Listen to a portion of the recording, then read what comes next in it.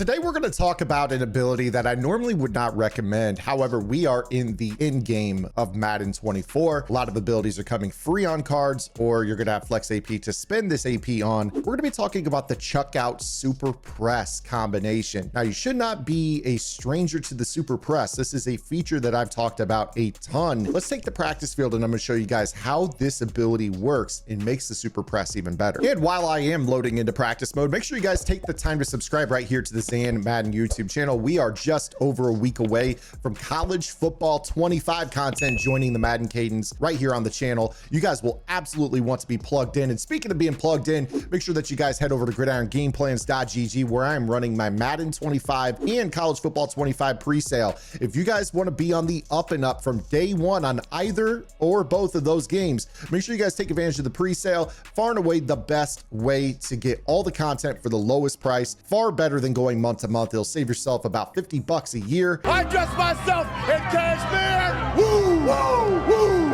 woo, woo. Make sure you guys go check that out. All vault tips, all offensive and defensive game plans, members only Discord access included for that charge for the whole year. One payment. So what is the super press? This is coverage logic that exists when you have match coverage set to on and you choose a defense that is anything but a cover 3 defense. That is a very important designation for this tip.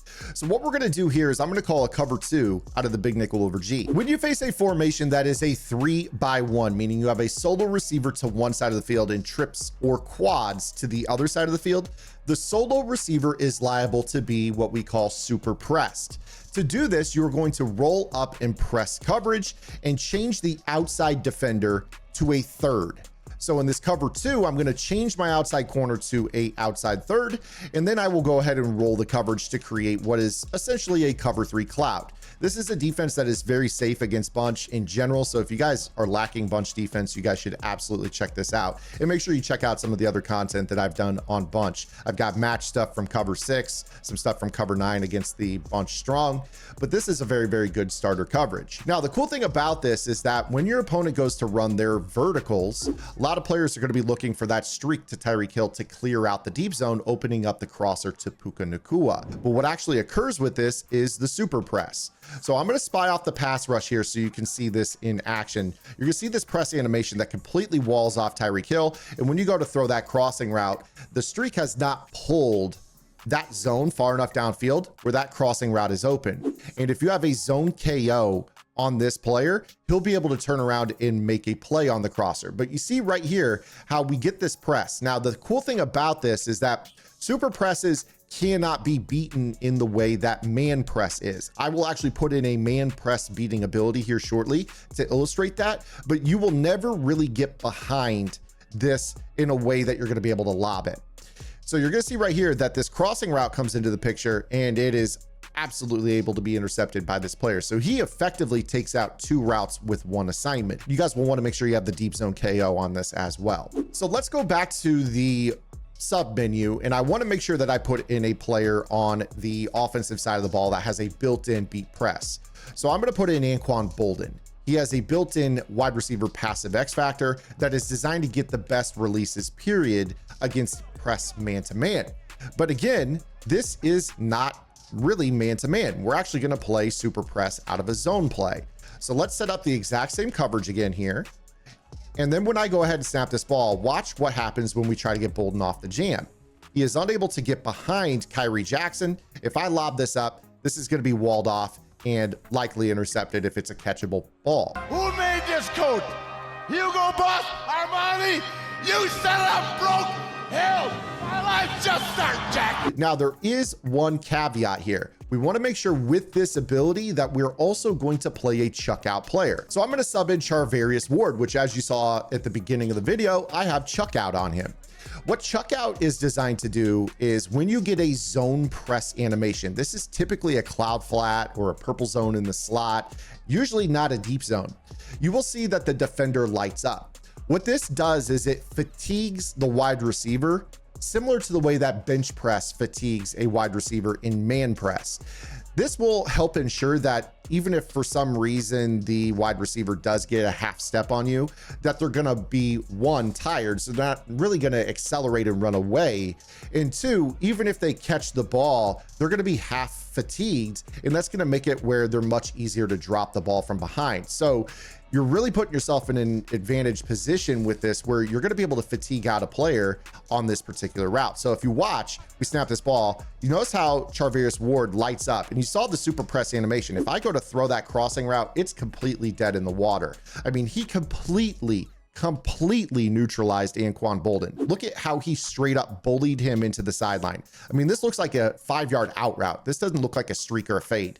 And then you see that Boldin can't really accelerate at all. He's basically stacked by a good 3 to 5 yards on this, the majority of the reps. So you see right here that, again, if they wanted to throw this crossing route, I mean, we also had good defense on the crosser, but Ward is in a perfect spot to be able to intercept the crossing route if they were to throw this. So this is a really nice little touch that you can add into this. One thing that I do want to break down as well that also is built into the chuck out, it's not necessarily the best thing in the world because it can be lobbed, but if you guys ever play stock match quarters and you press on the outside receiver, that does tell the DB to play press on him. So what you'll see here is that you should get a chuck out, but what actually occurs as well is if they have that man press beating ability, they will get their ability to get off the jam. So you have to be selective with this. If you're going to play a chuck out on a wide receiver that doesn't have a press beating ability, the chuck out can work.